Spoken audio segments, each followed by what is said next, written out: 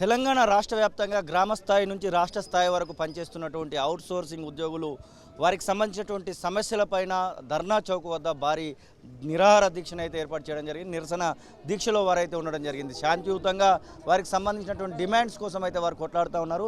అమ్మ, మీరు ఎన్ని సంవత్సరాలుగా అవుట్సోర్సింగ్లో పనిచేస్తూ ఉన్నారు? ఏ డిపార్ట్మెంట్లో ఉన్నారు? ఏం కోరుకుంటున్నారు? అసలు 10 సంవత్సరాలుగా పనిచేస్తున్నాము. మేము చేసేది మైనార్టీ రెసిడెన్షియల్ స్కూల్. ఇది మాకు జీతాలు అనేది కరెక్ట్ రావట్లేదు.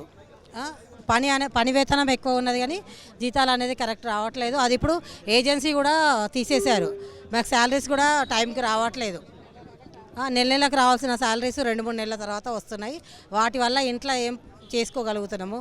అన్ని కిరాయిలు కూడా పెరిగిపోయినాయి. దానివల్ల శాలరీస్ పెంచాలి అని చెప్పి మా పెద్దలకు కూడా చెప్పినాము. ఇది మేడం వరకు తీసుకెళ్తాము అదే విషయంగా చెప్తున్నారు కానీ ఇప్పటి వరకు దానికి ఏం చేయట్లేదు. ఎంతమంది ఉండొచ్చు మీ డిపార్ట్మెంట్కి సంబంధించి అవుట్సోర్సింగ్ ఉద్యోగులు? అవుట్సోర్సింగ్ ఉద్యోగాలు 450 మంది. స్కూల్లో 450 మంది వర్కులు చేస్తున్నారు. మొత్తం చాలామంది ఉన్నారు. కుకింగ్ స్టాఫ్ దగ్గర నుంచి మేల్ స్టాఫ్ అందరు చాలామంది ఉన్నారు. ఉద్యోగం ఇప్పుడు జీతం ఏమైనా పెరిగిందా ఈ 10 సంవత్సరాలలో? ఏం పెరగలేదు, ₹1 కూడా పెరగలేదు. మళ్ళీ ఒకవేళ మేము సెలవు తీసుకున్నా కూడా ఆ సెలవుకు తగ్గట్టు మా శాలరీ కూడా ఇవ్వట్లేదు, కట్ చేసే ఇస్తున్నారు.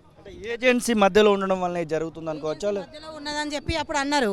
ఇప్పుడేమో ఏజెన్సీ లేకుండా మాకు వచ్చే శాలరీ మాత్రం వస్తుంది కానీ దానికి కరెక్ట్ వేతనానికి మాకు పని చేసిన వేతనం మాకు కరెక్ట్ రావట్లేదు.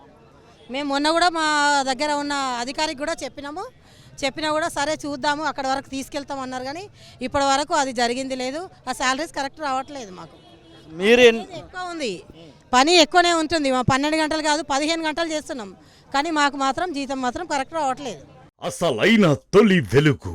ఫాలో వాట్సాప్ @తొలి వెలుగు official.